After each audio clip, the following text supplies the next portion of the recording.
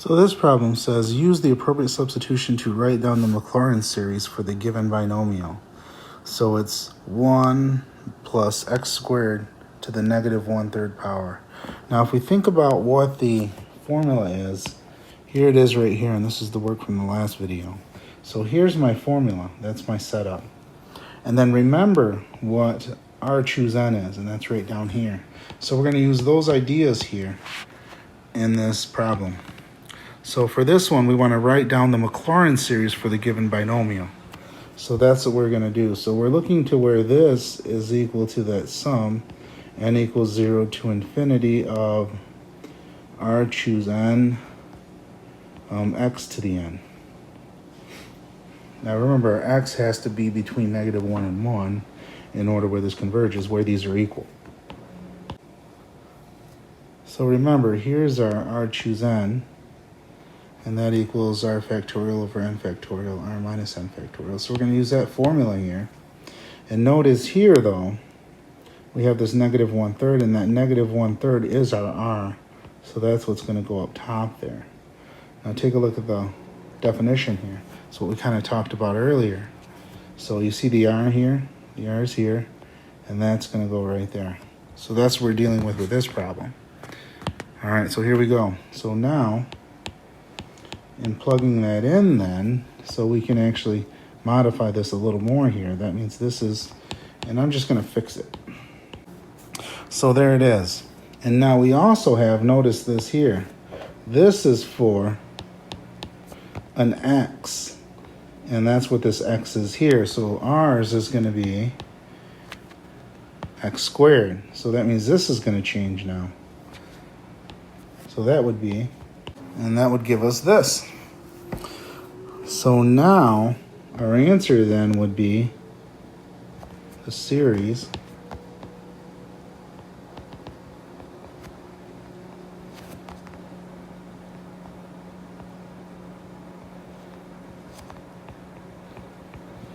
and this is what we're going to be finding.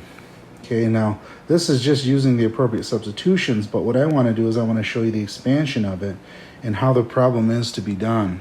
So this would be our answer, though, and it's kind of easy to see these answers once we understand the formulas. But I'm going to go through the whole process of this, and this is where we should end up when we're done.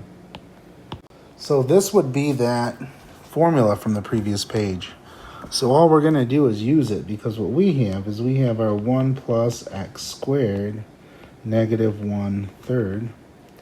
And if I was going to plug that in this formula, then the first one wouldn't change. But then for that second one, I would have a negative 1/3 there, because that's my r. So I'll put in a negative 1/3.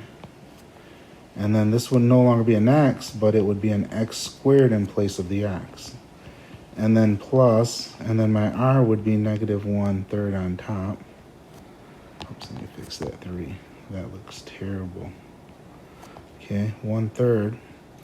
And that would be times negative 4/3, because that's r minus 1, so that would be negative 1/3 minus 1. And that would be over 2 factorial. And then that wouldn't be x to the second, but it would be x to the 4th, because I'm squaring it. And then the next one would be negative 1/3 times negative 4/3 times negative 7/3.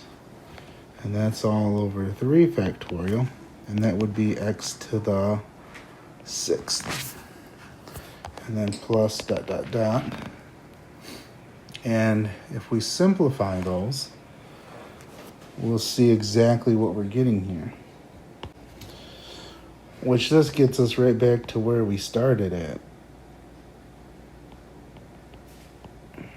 N equals 0 to infinity of the series negative 1/3, choose n, to then x to the 2n. So nothing really changes here. I just kind of wanted to show you both ways of this to look at it. I'm not sure, I think actually writing it out like we did down here is necessary for actually doing one of these problems. I think understanding the formula and maybe just going from here and saying, hey, this is this eventually, maybe through a step of substitution, I think would be sufficient. But there's our answer, so these aren't too bad to work on. It's neat to understand where the R choose N comes from, so we can kind of understand those things.